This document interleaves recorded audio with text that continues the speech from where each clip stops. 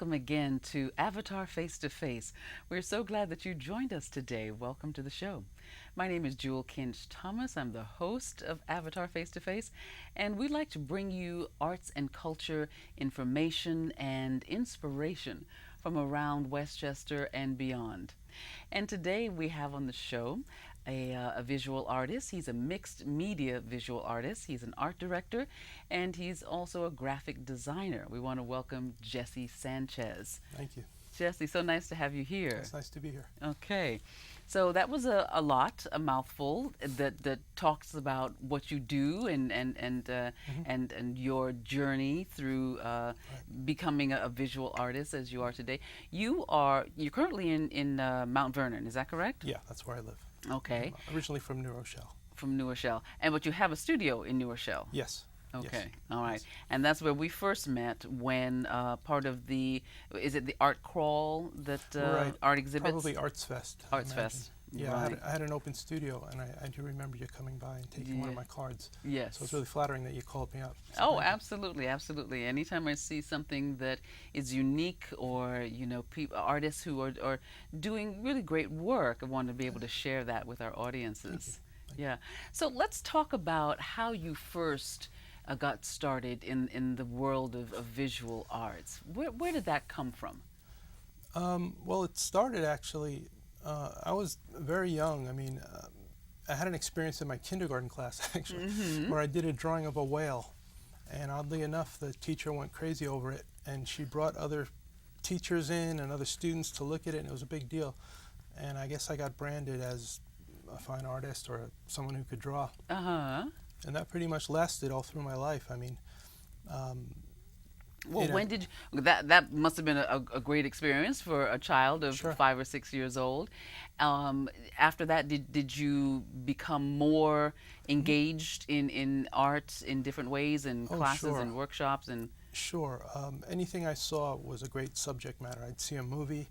I remember when Star Wars came out, I was drawing a Jedi with his sword. Now,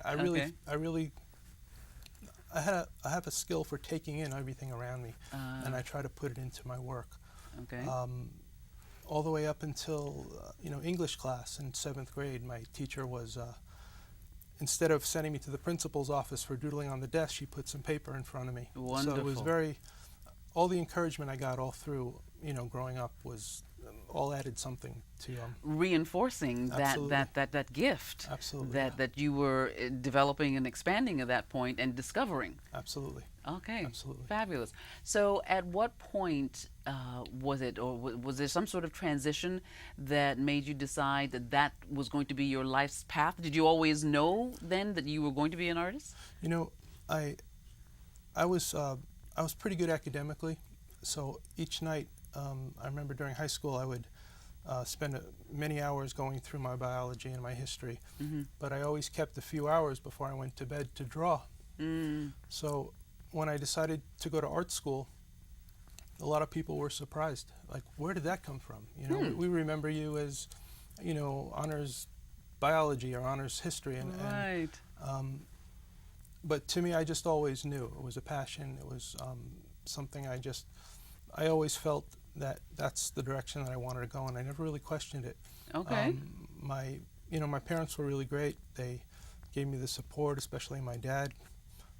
They were both very talented in themselves. They never really developed, formally. Right. My mom was a great crafts. She could make anything out of pressed flowers. And my dad worked with his hands. He was a contractor. So I grew up with lots of materials around. Okay. The garage was full of wood and tile and glue and different things. So it was a really fertile home life that I had, and that really stuck with me. Okay. So, I decided to go to art school, and luckily enough, there was materials and shop classes and different ways to build things, and I really took off. Okay. That's when I really felt like, gee, I can make anything I can imagine. Wow. And it became not only artistically, but it became a way of thinking. So this way, I started to think like an artist. It doesn't come very easily. Okay. Some people can be talented, but as a graphic designer, but never really think graphically. Uh-huh. And that was something I had to develop, something I had to work with. And So let's understand then what came first. You've got this raw talent, okay, and you are blessed enough to have the people around you also right, encouraging and nurturing this talent from the school to your family life, right. which is really fabulous. So once you went through art school, Mm-hmm. was it the visual art, the mixed media that you started into immediately? Well, no, I was faced with actually making a living and finding a way to, pay the bills and buy groceries and things like that. Okay. So I tried art supply stores. I worked, selling printmaking materials, Mm-hmm. but it didn't really pay much. I knew I had a background in graphics and studio art, so I tried to find something where I could apply that. And really, I fell into my profession today kind of through the back door. Uh-huh. I didn't plan on going into publishing. My ideal when I graduated was to just picked up by a gallery Okay. and have them give you a stipend, Right. and be able to just be free and make art. But I realized the real world doesn't always work like that. Not always. Yeah. So I really, almost by accident, a friend had called me one day when I was home after college, kind of feeling pretty down, about the prospects. Okay. And he said he was leaving a very boring job, in fact, the most boring job that he ever had, and he thought I'd be right for it. So, Gee, thank you, yeah, friend. and he's actually going on 20 years at the post office, so you know Oh, that wow. the job that he had Okay. was not to be, I don't mean to be sarcastic or anything, Okay. but yeah, so I started. And what was this job that he found so boring? This was actually as a clerk in a publishing company, Okay. and very dry, looking at interiors and Mm-hmm. sizing illustrations for very technical books. All right. So I actually did it for 8 months when a position opened up in the art department at this particular company, and I applied for it. I showed them some designs that I had done, Mm-hmm. and they hired me as a junior designer. Okay. Look at So that. I started doing covers for them. At first, it really didn't come very easily. I really had to look back, even everything I've ever learned, and I designed one successful cover, and when that job ended, I showed it to someone else, and then things started to roll. People told me I had good ideas, Okay. so I got pushed along and ended up in mass market design. So really, the art training helped me as an idea person. My concepts were very good. Right. So brainstorming sessions with, say, an editor or an author, people would actually, that's a great idea, let's go with that. And I started to feel very, I started to take it into myself. I started to realize it's not just what people are telling me, Mm-hmm. but I started to build some confidence, and that stayed with me. Okay. So you moved into this job, which your friend thought was boring, and here it opens up an opportunity for you then to become a graphic designer Right. of book covers. Right. And you mentioned mass media, so you had mass media fiction and nonfiction, Right. and then you also have done quite a bit in terms of trade. Right. Okay. Right. So now, how do you start the process when you're going to design a book cover? That's what catches our eye Right. when we're in the bookstore and we're browsing around and we don't know exactly what we're looking for, but a cover can bring you like a magnet sure. right to it. Oh, sure. So what's the process for creating a great cover? Well, a lot of people say, do you have to read the book? And I say it helps, but when you're designing a book, say a technical book on management theory, you're not really going to be too taken in with that. Right. But a novel, it's nice to be given a manuscript before the book is published, Okay. so you can read through it and kind of keep a pencil on hand, so you can, sketch out some ideas as you're reading. Okay. So chapter by chapter, you've got a sketch pad Yep. and you're just drawing whatever's flowing Sure. through you Sure. from the page. Sure. Okay. Sure. It is a little like keeping one eye inward and reading, and it's kind of the creative process. It's always a lot of paying attention to what's going on in your imagination, and that's a skill you have to learn. Even doing other things besides book covers, Right. Listening is a really important part of what I do. Learning how to draw out it from people what their actual idea is. A book cover, to me, is like a little piece of art, and like you said, it has to be attractive. So when I first started in mass market, there was a whole Silence of the Lambs type atmosphere, and people wanted dark and scary. Right. So I kind of went with that, and I was able to come up with some interesting things that fit the genre. Okay. But yes, it has to be attractive. It has to be either through the color or the use of typography or the use of images. You want it to all balance together. So I really had a kind of a knack, because of my background in art, to find the right image and to work with the right illustrator if I needed an illustration. Right. And I was able to communicate to these illustrators what my idea was when I had read through the manuscript. Okay. And it helped a lot that you shared a passion with people who are actually professionals. I mean, I can draw, I can illustrate, but when you meet a professional illustrator who dedicated their lives to actually making images, either on the computer or by hand, you have to kind of let them do what they do. Right. You can impart an idea, but if you're good at what you do, you can let people be to do what they're good at. Right. Right. So it's actually a collaborative process. I was going to ask you, how closely do you work with the author once they've given you that assignment, the author and or the publisher?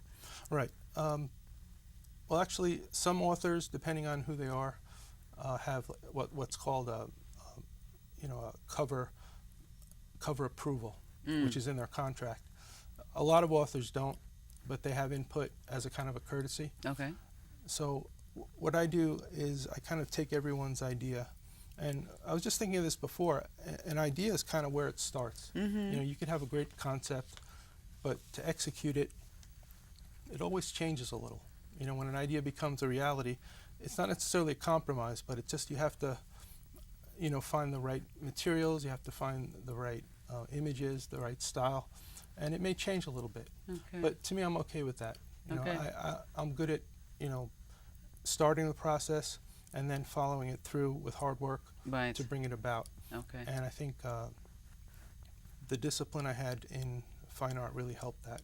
I was able. I think you mentioned the struggle that it takes in my statement. Yes, Yeah. I noted that on your website. It said that you almost welcome that struggle that it takes to not only get started, but to work through the process of that creative process to that end product. Right. So, right. Well, the struggle I was referring to is kind of multifaceted. First you have to overcome the inertia of having the physical energy to get to their studio or get the materials. Right. Then there's, can you afford the materials? And then simply admitting to yourself that you're an artist, and you have the right to be an artist. Okay. Granting myself the permission to, call myself an artist is something that really is a struggle. Right. And I think most people, after a full-time job, don't want to, want to relax and have a good meal or go to the something. Right. But to extend my energies into art is really the main struggle. And then of course there's the struggle of getting the colors right, finding so that's the kind of struggle I was referring to. Okay. Okay. So, how long does it take you to once that author comes and says, okay, here's my manuscript, how long does it take you to put that book cover together? Well, there's only been a few instances where my first round of designs really got approved right away. I've done as many as 50 designs. Wow. There was a project that got put to the side, and 2 years later I got a call from the art director who said, we like this design and we're going to try to go with it. I forgot I had done it, and It was buried in the archives. Yeah, huh? yeah. So It can be up to about a few months Okay. to really get something going. Sometimes you're competing with other designers, so that adds to the process. Okay. But I do like to work quickly. One thing Matisse said is to work quickly with inspiration, Yes. and I try to bring that to my design as well as my fine art. Okay. So I have What are noticed the a quick study. Great. What are some of the things that inspire you, or does it take for you to be able to get the process started? Well, I hate to be facetious, but paying the bills is one. But really, what I think the real gift an artist has is to attune their minds to beauty. Hmm. And I look at the world and I try to find the beautiful elements in it. Okay. So really, whatever attracts my eye, follow my nose. What am I looking at all the time? And a lot of times my sensibility gets influenced Mm. by what I'm looking at, how I feel, and initially I might be drawn to something someone else did, Okay. and it becomes being influenced by another artist or another Right. book designer. Right. And a lot of times they want that. A lot of times the publisher would like you to do something in the style of, Stephen King or, Mm-hmm. some other major author. So again, it's collaborative. The inspiration is actually collaborative in itself. Okay. Yeah. Wonderful. Wonderful.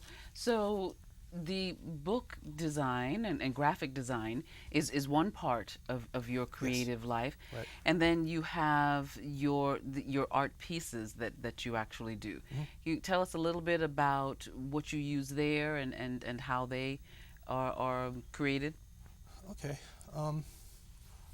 Well, there's definitely a relationship. They cross over, fine art Okay. and graphic design. Initially, the graphic design comes from is basically a response to a problem that someone gives you. Someone needs a logo or a cover or some signage or a menu, Mhm. something, a business card, Mhm. and you respond to that, and Okay. you use your creative ability to come up with a solution that they can be happy with. A fine artist is now responding not really to an assignment, more or Right. less. They can commissions, obviously commission Right. portrait or commission. Michelangelo was a commission He was, yes. artist. So Yeah. so really it breaks down to graphics is something where you solve other people's problems, Yes. and fine art you're solving your own problems Interesting. as you articulate it, as you set up the parameters. Right. Right. But in terms of fine art and how I start, like I said before, it starts with an idea, Mm-hmm.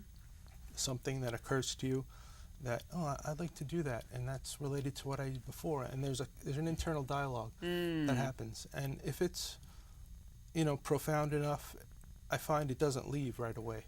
Okay. The ideas that I have before I start are the ones that are persistent, that don't want to jump out of your head. Right. It sounds a little strange, but I really think my drive and how I begin is very much almost an obsession.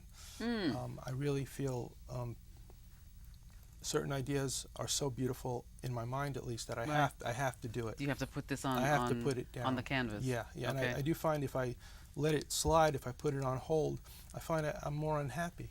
I really feel like I'm missing something, or I want I want to put this together so bad, and if I don't allow myself, there's a little drop in my mood, a drop in my spirit. Wow. I very much allow myself to do it. Yeah. You need to acknowledge and allow Exactly. that whatever it is, that inspiration to come out and take form. Yes. Okay, Yes. that's what I'm hearing, and Yes. that's a beautiful thing. I would think that a lot of artists go through that type of Yes. of process, if Yeah, you will, I think so. in order to get Yeah. their work completed. Yes. So you create paintings on. Are you working on canvas? Lately, I'm working on wood. On wood. Wood panels. Okay. I find wooden shapes. Well, wood is substantial. It's a substantial medium, Mm-hmm. and I find I can use materials. Not I don't have to use power tools. Okay. I can still create it by hand. I can use a knife to make shapes, which is the latest series I'm doing. What I like about the material of wood is that it is, to me, it's representational of nature. Mm-hmm. It's it's biodegradable. I'm not hurting the environment, Right. and I think it's a beautiful material, and I let that come into the work. Okay. So So working with wood as in terms of sculpture, it's actually or I've been doing wall pieces, okay. pieces that hang on the wall. I'm using a lot of graphic sensibility, but really I'm still on the wall. I haven't broken out until freestanding sculpture. Okay. Maybe I will someday, but right now I'm still very interested in how things look in sequence that when they're hung. Right. So that's an interest that has gone on for some time. Three-dimensional is another skill. To be able to walk around a piece and see Right. it from all different angles, Yes. that's something that you really have to be sensitive to. How you go through your environment, how things change. Right. Walking down the street can be a very, eye-opening experience. It can be very sensual. Seeing how light hits forms. Right. It becomes a way of seeing the world. And right now, these two-dimensional forms are how I'm, articulating what's happening in me. Okay. Wonderful. Wonderful. So you've had many exhibits all over the Westchester and New York. What do you have coming up? Well, the first thing is there's an exhibit at Iona College, and the theme is spirituality and religion. Oh, That's wow. that's coming up this weekend on the 8th. Okay. That's Sunday the 8th from 1 to 3 Okay. at the Brother Chapman Center. I'm in that show. The New Rochelle Art Association is showing having a juried show. Okay. And Oh, that's a- which you are the president of? Yes, I'm the Yes. president of the New Rochelle Art Okay. Association. So that show is happening. It opens on the 21st, but the reception will be on the 28th of September Okay. at the New Rochelle Library. And then I'm having an open studio, which I welcome everyone to come by. It's going to be on September 28th and 29th, Mm-hmm. Saturday and Sunday. Okay. It'll be from 12 to 6. And I'll be there. You can look at all my creations, the ones that work, the ones that don't work. And, be glad to answer questions or meet, with people. It's going to be part of Arts Fest, which is happening in New Rochelle, New Rochelle, on the yes. 28th and 29th. Okay, Yeah. wonderful. And that's such an intimate experience for people to be able to come into your studio Yeah, and just sure. see where you do what you do, Sure. and to be able to have that conversation. So it's wonderful if folks want to come on down and be a part of that experience. Yeah. So your website would have this information and all of the details. Is that right? My website is it's in Flash, the program Flash, and I don't know how to update it, but I do send out information regularly. Okay. And if you want If people- information, yeah, you can email me, or you can look on the New Rochelle Art Association website, which is nraaonline.org. Okay. My email is jsanchez@mindspring.com. If you send me your email, I can put you on my mailing list where I send out all my announcements. Okay, about all the upcoming shows. Yes. Okay, fantastic. Now, just to get back to the books for just a second, you have done covers for many bestsellers, New York Times best-selling books, and you could certainly share with us some of the authors that Sure. you've worked with, and one that you just told me is coming up. Yeah. Well, you probably heard of people like Jack Higgins, Walter Mosley, Yes. Sandra Brown. Mm-hmm. These people. Early on, I had 2 at the same time on the bestseller list, which was a pretty good accomplishment. Wow. um, a book called Pandora's Clock and a book called Neanderthal. They were both, they were riding the wave of the whole Ebola scare when that was happening. Right. And so it was there. I did some Pat Conroy, some Elin Harris. So what I and there were a few others. But those are few and far between. Those you'd be surprised. The more commercial the work, unfortunately, it's the less creative because it goes through so many hands because it is such an investment with the publishing company. Right. Yeah. So a lot of P.T. Duderman, he was popular, a naval author. I've never done a Ludlum, but a lot of people in publishing want to, if they're not major authors, they want to model them after major authors. So I did a lot of work that were supposed to look like bestsellers, even though they weren't. Okay. All right. But now you have coming up something for James Patterson? Yeah. I was called in by Hache Book Group to come up with some designs for the latest James Patterson book. Wonderful. And, congratulations. Thank you.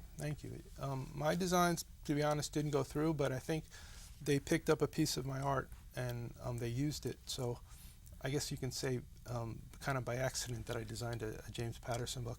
But I can't take all the credit, though. Okay. Well, it has been a pleasure to have you on the show, Jesse. I was taken by your work when I was in your studio, and I'm glad to have you here. Thank you. And I want to encourage folks to come on out to the New Rochelle Arts Fest and come by your studio, which is very quickly located where? At 519 Main Street in New Rochelle. At 519 Main Street in New Rochelle. Right. Come on out, be a part of the Arts Fest, and see Jesse's work firsthand, close up. So we thank you for being with us today, and we hope to see you again next time on Avitar Face to Face. I'm Jewel Kinch-Thomas. Have a wonderful week.